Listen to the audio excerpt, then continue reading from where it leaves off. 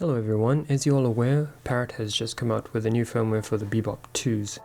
So to check, simply go into the menu and check for updates.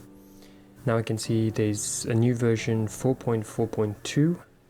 I haven't tried this out, but I will show you in this video how to update your Bebop 2. So once you click on that, you'll have to connect your device to the internet and then download the firmware. Once the firmware is downloaded, you will see this screen saying ready to update. Once you have downloaded the firmware, you need to connect your device back to your drone and it will prompt on the update section. So once the drone is connected, after you've re-established connection to the drone, this notification will pop up saying update required, and you can now proceed to updating the drone firmware. Once this tab opens up, you will need to tap on install 4.4.2 and this will send the firmware file to the drone. Now from the release notes, it's very vague. It just says improvement in flight, and this was translated from French.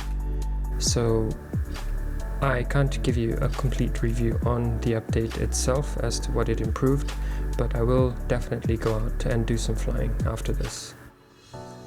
Okay, so once the firmware has been transferred to the drone, it will prompt you to restart the drone. While the drone is restarting, it will do this I think 2 times.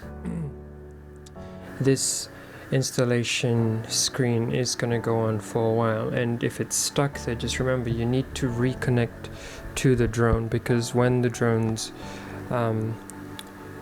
restarting itself during the updates, you will disconnect from it. So if you are not connected back to it, you will just stay on this screen and it will prompt you to connect your drone. So one thing I like to do after I do any updates with the firmware is to check if my firmware is updated. So I go into the drone and see the drone information.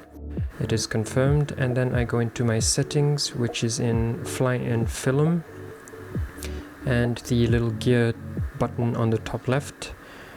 I open that up and check my pilot settings and my video settings, because sometimes I forget this after updates and it resets, and then I end up coming back with footage that is in lower quality resolution, which is disappointing, and also my piloting configurations have been changed. So be sure to check those before you go out and fly.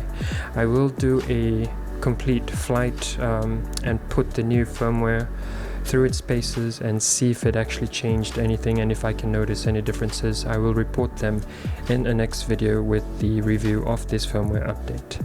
Until then, fly safe and God bless.